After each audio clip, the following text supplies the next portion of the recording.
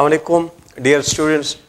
I am sorry कुछ दिनों के लिए मैं डिसअपीयर था बिकॉज मुझे कुछ टेम्परेचर मसला था, तो आज भी पूरी तरह ठीक नहीं हो, लेकिन फिर भी चूँकि आपका टेस्ट करीब आ रहा है तो मजबूरन आना पड़ा और इंशाल्लाह ऑनवर्ड कोशिश करते हैं। मैंने स्टार्ट लेना है चैप्टर नंबर 7 फर्स्ट ईयर का चैप्टर नंबर 7 से। जो सेकेंड ईयर के आपके चैप्टर नंबर 21, 22 उनमें हम क्या ट्रिक्स पढ़ाएंगे, वो तो ज़्यादातर बायोलॉजी वाले बायोकेम है ना, तो फर्स्ट ईयर की बायोलॉजी में ऑलरेडी बहुत डिटेल से आप पढ़ चुके हो।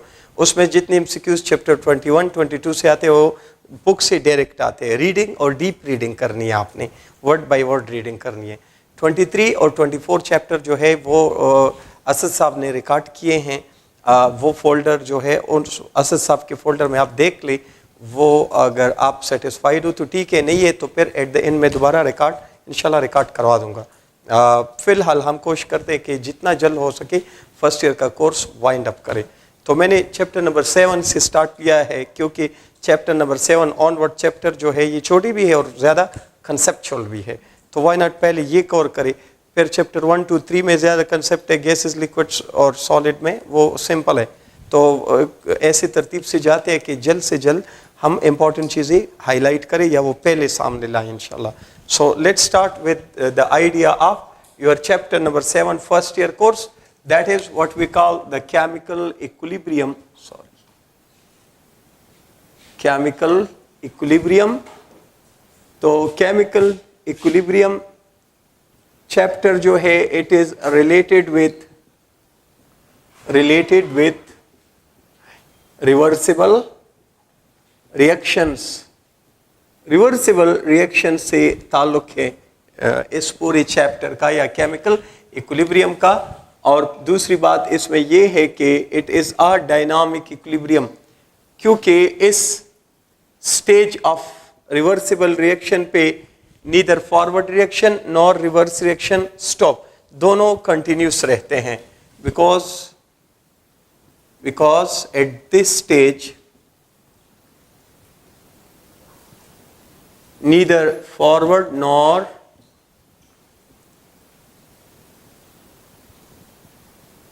reverse reaction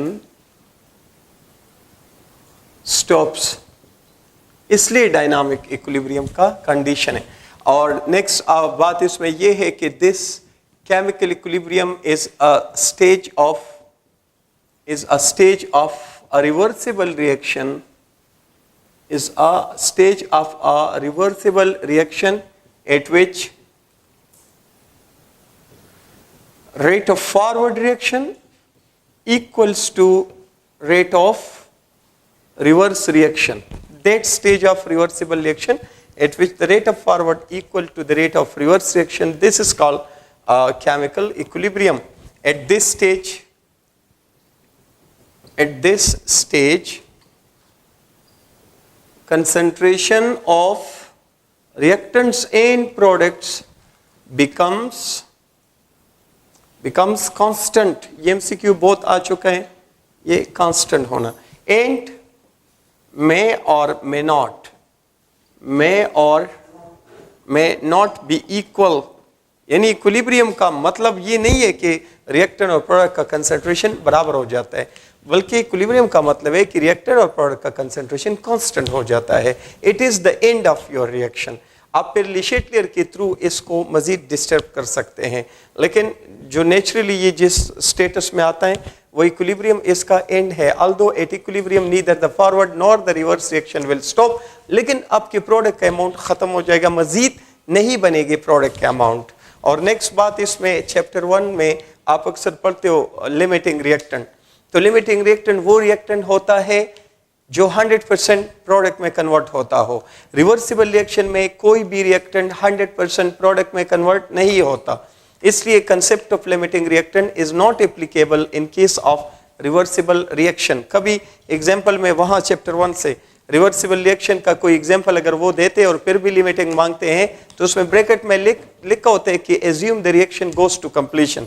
वो कहते हैं कि इसकी रिवर्सिबिलिटी इग्नोर करो, या अक्सर वो एरो जो है वो इस टाइप का एरो डालते हैं। रिवर्सिबल का तो ये एरो होता है ना, तो जब कोई रिवर्सिबल तो एरो इसका मतलब ये होता है कि वो मानते हैं कि ठीक है हमने एग्जाम्पल उठाया, लेकिन आप इसको इरिवर्सिबल तस्वर करके अपना कैलकुलेशन करो। अदरवाइज अगर ये सिंबल हो तो फिर लिमिटिंग रिएक्टेंट का कंसेप्ट अप्लाई नहीं होगा, क्योंकि लिमिटिंग रिएक्टेंट 100% कन्वर्ट होने वाला रिएक्टेंट होता है, और रिवर्सिबल रिएक्शन में कोई भी रिएक्टेंट 100% कभी कन्वर्ट नहीं होता, प्रोडक्ट में इक्विलिब्रियम तक होता है। इक्विलिब्रियम पर रिएक्टेंट का ज़्यादा या कम या 50% कोई ना कोई अमाउंट होना ज़रूरी है। तो ये कुछ इसमें इंट्रोडक्शन में इंपॉर्टेंट टर्मिनोलॉजीज हैं। इसमें एक दूसरा टर्म बहुत ज़्यादा इस्तेमाल होता है, और वो टर्म है concentration of reactants in products. तो concentration of reactant in products को आप डिफाइन करते हो कि the concentration of a reactant or product, it is equal to moles of the reactant or product and divided by क्या time. तो आप कह सकते हो कि सिंबॉलिकली इस कंसंट्रेशन को आप जो है ऐसे भी लिख सकते हो, number of moles of the reactant और the product and divided by the divided by volume. किसका volume? Of the reaction mixture, volume of the whole reaction mixture. How will you define this term, concentration of a reactant or product of a reaction? तो चाहे reversible हो चाहे irreversible हो, तो concentration को molarity की context में हम डिफाइन करते हैं कि the number of moles of the reactant और द प्रोडक्ट जिसका कंसंट्रेशन मालूम करना हो, and it must be divided by the volume of the whole reaction mixture. पूरी रिएक्शन मिक्सचर का जो वॉल्यूम है उस पे डिवाइड करना है। तो वॉल्यूम ऑफ रिएक्शन मिक्सचर, यानी ये वॉल्यूम सबके लिए सेम रहेगा। नंबर ऑफ मोल्स जिस रिएक्टेंट या प्रोडक्ट के ज्यादा होंगे उसका कंसंट्रेशन ज्यादा होगा, क्योंकि वॉल्यूम सबके लिए सेम होगा। ठीक है, किस रिएक्टेंट या प्रोडक्ट का कंसंट्रेशन ज्यादा होगा? जिसके नंबर ऑफ मोल्स ज्यादा होंगे। ठीक है, और concentration is denoted by C, capital C, और bye square brackets. Square brackets का मतलब होगा कंसंट्रेशन। अगर मैं एग्जांपल के तौर पे लिखूं A inside the square brackets, तो आप इसको कैसे बोलेंगे? You will write set concentration of A, concentration of B, concentration of anything. Okay, unit क्या है इसका? तो यूनिट पॉइंट ऑफ व्यू से आप इसका यूनिट ऊपर क्या है? मोल, नीचे क्या है? वॉल्यूम। तो मोल पर लीटर या मोल पर डीएम क्यूब या मोल पर लीटर या मोल पर डीएम क्यूब को स्ट्रेट अवे आप एक सिंबल कैपिटल M, जिसको मोलरिटी कहते हैं, मोलरिटी से भी डिनोट कर सकते हैं। ये कुछ आपको ज़रूरत पड़ेगी, आप ये माइंड में सेट रखें। इसी तरह आपको इसमें दूसरा जो इम्पोर्टेंट पॉइंट माइंड में रखना है वो है द स्पीड ऑफ रिएक्शन, यानी रेट ऑफ रिएक्शन। क्योंकि इसमें मैंने डिफिनीशन में लिखा था कि at this stage of the reversible reaction rate of forward equal to rate of reverse. तो थोड़ा सा रेट को भी इंट्रोड्यूस कर लेते हैं। So rate of reaction, rate of chemical reaction में आप कहते हो कि the rate of a reaction is defined as change in concentration, change in concentration of reactants or product। दोनों नहीं लिखोगे, दोनों में से कोई एक, क्योंकि जितना चेंज कंसंट्रेशन ऑफ रिएक्टेंट में आता है उतना चेंज कंसंट्रेशन ऑफ प्रोडक्ट में भी आता है। ये कम होता है तो ये बढ़ता है। तो रिएक्टेंट और product and divided by time. Rate mean speed तो टाइम से रिलेट करना है। या आप इसको ऐसे भी लिख सकते हैं symbolically, delta C by delta T, या आप लिख सकते हैं DC by DT। Delta large change के लिए, डिफरेंशियल फॉर स्मॉल चेंज। या इवन ऐसी भी बात बुकों में लिखा होता है delta X change in concentration को डेल्टा X से डिनोट करो, या dx ओवर dt। ये सारे सिंबल जब भी लिखी जाए इसका मतलब होगा रेट ऑफ रिएक्शन। यूनिट क्या लिखोगे आप? इसका यूनिट लिखोगे, ऊपर कंसंट्रेशन है तो कंसंट्रेशन का यूनिट क्या है? मोल पर लीटर, मोल पर डीएम क्यूब, और नीचे क्या है? टाइम है, तो मोल पर लीटर एंड पर सेकंड। या आप लिख सकते हो मोल पर डीएम क्यूब एंड पर सेकंड, या आप लिख सकते हो मोलरिटी एंड पर सेकंड। ये आपको रेट और इसका थोड़ा बहुत आइडिया होना चाहिए। रेट पे तो फिर आप पूरा चैप्टर पढ़ने वाले हो, चैप्टर नंबर 9, लेकिन यहाँ चूंकि बार बार रेट का जिक्र हो रहा है तो थोड़ा सा आपको इंट्रोडक्शन पता हो। Let's move towards the idea of, next idea की तरफ मूव करते हैं।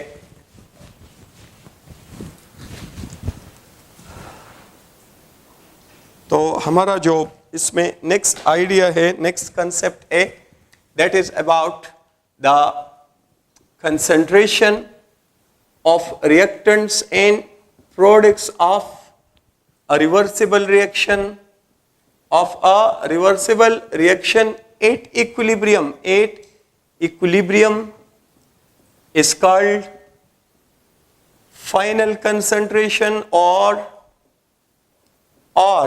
equilibrium concentration. ये अल्फाज आपको माइंड में रखने, of the reactants and products. किसी भी रिवर्सिबल रिएक्शन में इक्विलिब्रियम पहुंच जाता है तो रिएक्टेंट्स और प्रोडक्ट का कंसंट्रेशन फाइनल हो जाता है, कांस्टेंट हो जाता है। उसको इक्विलिब्रियम कंसंट्रेशन या इक्विलिब्रियम की बजाय final concentration of reactant and product माना जाता है। इस तरह आप लिखो कि concentration of reactants and products of a reversible reaction, of a reversible reaction at any interval before equilibrium, यानी जब कोई रिवर्सिबल रिएक्शन चल रहा हो और आपका इक्विलिब्रियम नहीं पहुंचा हो, तो इक्विलिब्रियम पहुंचने से पहले किसी भी लम्हे, पहले सेकंड से लेके आखिरी सेकंड तक, लाइक फॉर एग्जांपल मेरे पास एक रिएक्शन है, रिवर्सिबल रिएक्शन है, और लेट सपोज इतना तो पता है कि स्टार्ट में या बिगिनिंग में ये 100% कंसंट्रेशन होता है रिएक्टेंट का, प्रोडक्ट का 0% होता है। तो लेट सपोज इक्विलिब्रियम पहुंचने में लेट से 5 मिनट लगते हैं, तो यहां टाइम लेट सपोज मैंने लिया टाइम कितना, 0 सेकंड, ठीक है। और अब इक्विलिब्रियम पहुंच गया तो कितना टाइम लग गया था, 5 मिनट्स टाइम, कितना 5 मिनट्स टाइम लग गया था इक्विलिब्रियम पहुंचने में। तो 5 मिनट्स पे तो यहाँ कंसंट्रेशन कुछ भी हो सकते, रिएक्टेंट का और प्रोडक्ट का हो सकते। 50% रिएक्टेंट हो तो प्रोडक्ट फिर कितने होंगे, 50%।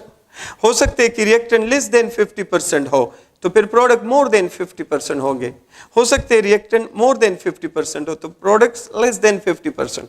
इन सारे कंसंट्रेशनों को आप मानते हो फाइनल कंसंट्रेशन या इक्विलिब्रियम कंसंट्रेशन आप मानते हो।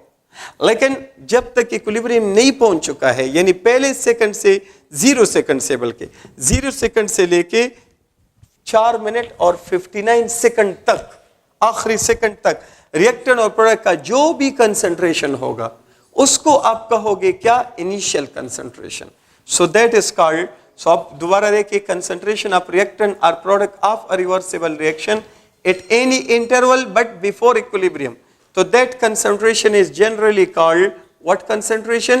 Initial concentration. Once again, the concentration of reactant or product of a reversible reaction at equilibrium, उसको equilibrium concentration कहते हैं। But the concentration of reactant and product of a reversible reaction before equilibrium at any interval, that is called the initial concentration. Initial को आप ये starting मत माने, ये भी इनिशियल में आता है, लेकिन इक्विलिब्रियम पहुंचने से 1 सेकंड पहले वाला कंसंट्रेशन भी इनिशियल ही होता है। Initial concentration of reactant and product will always be variable, ये कभी कांस्टेंट नहीं होगा, लेकिन इक्विलिब्रियम कंसंट्रेशन पे वो दोनों रिएक्टेंट और प्रोडक्ट का कंसंट्रेशन इक्विलिब्रियम पर कांस्टेंट हो जाते हैं।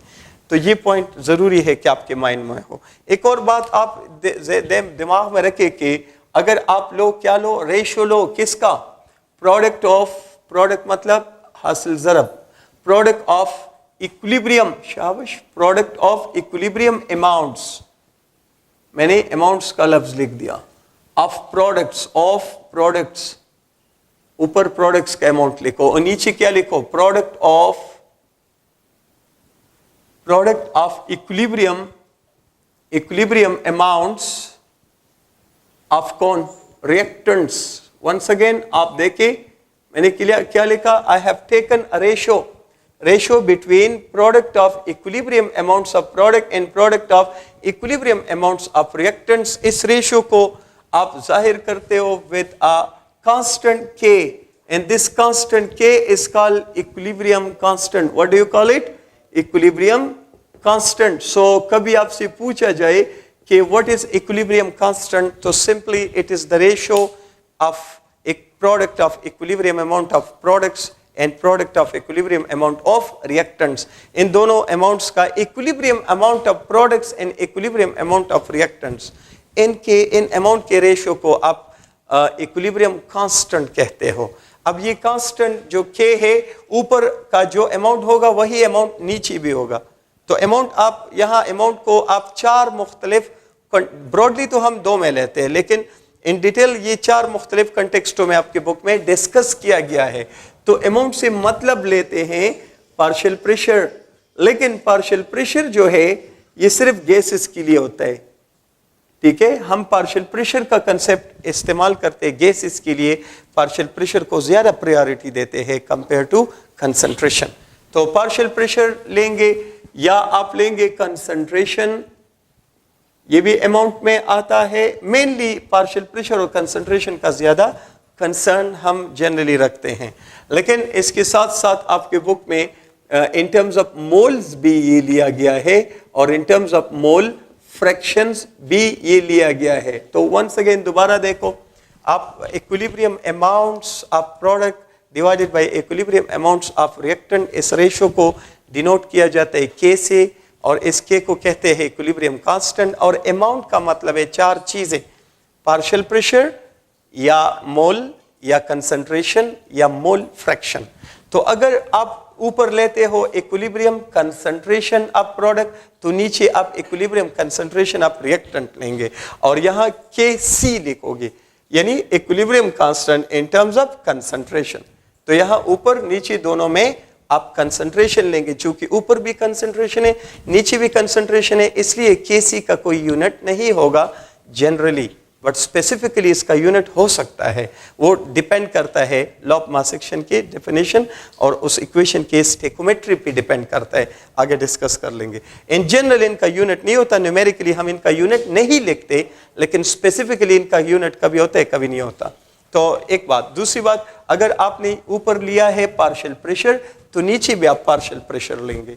तो अगर आप क्या लेंगे, ratio of equilibrium partial pressure of products in equilibrium partial pressure of reactant, तो इस के को फिर आप के पी से जाहिर करोगे, equilibrium constant in terms of partial pressure. और इसको फिर आप जो है वंस अगेन यूनिट इसका फिर से नहीं लिखोगे, क्योंकि ऊपर भी पार्शियल प्रेशर है नीचे भी पार्शियल प्रेशर है इन जनरल, बट स्पेसिफिकली यूनिट हो सकता है.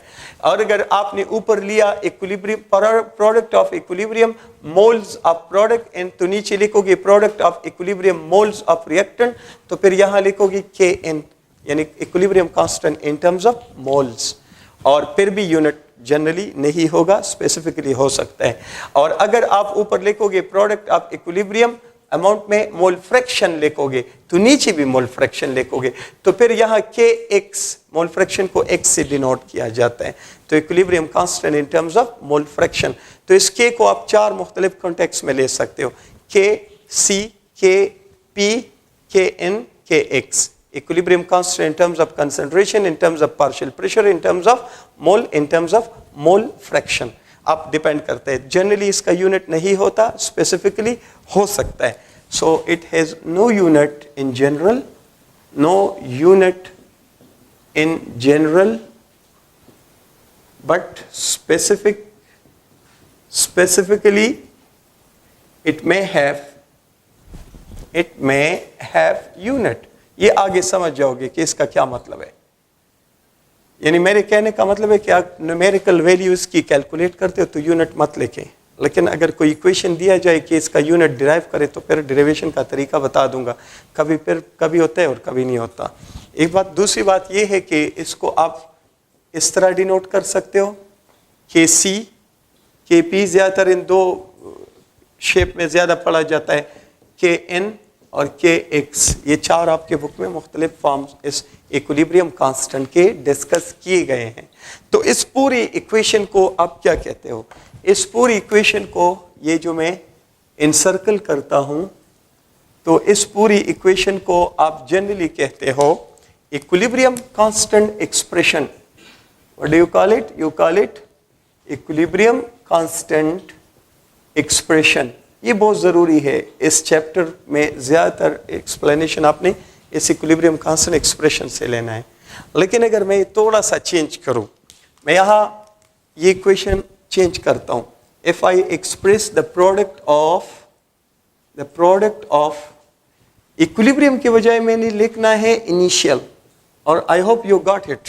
इनिशियल का मतलब है any amount of reactant in product of a reversible reaction before equilibrium at any interval. 1 second पहले हो या पहले वाले सेकंड में हो. तो मैंने लिया प्रोडक्ट ऑफ इनिशियल अमाउंट्स. बाकी वही इक्वेशन है ऊपर वाला, लेकिन इक्विलिब्रियम के बजाय इनिशियल आ गया. Initial amounts of products divided by G. Product of initial amounts of reactants. तो इस रेशियो को आप डिनोट करते हैं by the symbol Q, and this Q is called reaction quotient. What do you call it? You call it reaction quotient. तो अगर आप इस अमाउंट को कंसंट्रेशन में लेते हो तो फिर आप क्या डिनोट करोगे? QC. अगर आप इसको पार्शियल प्रेशर में लेते हो तो QP. अगर आप इसको मोल्स में लेते हो तो QN. और अगर आप मोल फ्रैक्शन में लेते हो यानी X तो QX. जिस तरह KP, KC, KN के, तो इस तरह QP ये भी आते हैं. The only difference is equilibrium and initial. ऊपर प्रोडक्ट लगाने, नीचे आपने रिएक्टेंट लगाने. तो इस पूरी एक्सप्रेशन को जो मैं इनसर्कल कर रहा हूं, इसको आप कहते हो, उसको आपने नाम दिया था इक्विलिब्रियम कांस्टेंट एक्सप्रेशन. इसको आप कहते हो reaction quotient. You call it the reaction quotient expression. ये जो Q है, इस Q को आप रिएक्शन कोशेंट कहते हो. You call it the reaction quotient. ठीक है. तो आपको इस चैप्टर में इन दो चीज़ों से ज़्यादा वास्ता पड़ने वाला है. इससे मैंने शुरू में स्टार्ट में ये कुछ बड़े बड़े पॉइंट्स मैंने हाईलाइट कर दिए ताकि दोबारा स्ट्रीमलाइन में हम पढ़े तो आपको ज़्यादा प्रॉब्लम ना हो. इन दोनों का इन जनरल यूनिट K का और Q का, चाहे KC के फॉर्म में हो, KP के फॉर्म में हो, QC हो, QP हो, या X हो या N हो, व्हाटएवर. इन जनरल हम न्यूमेरिकल इनका यूनिट नहीं लिखते, स्पेसिफिकली इनका यूनिट हो सकता है. एक बात आप इसमें प्रॉपर अंदाज से, एक बात इसमें और आपने करनी है, जब लापमा सेक्शन में आएंगे तो इसमें आपने एक हाईलाइटेड पॉइंट अभी एक और नोट करना है. So let's move towards the graphical representation of the initial and the equilibrium concentration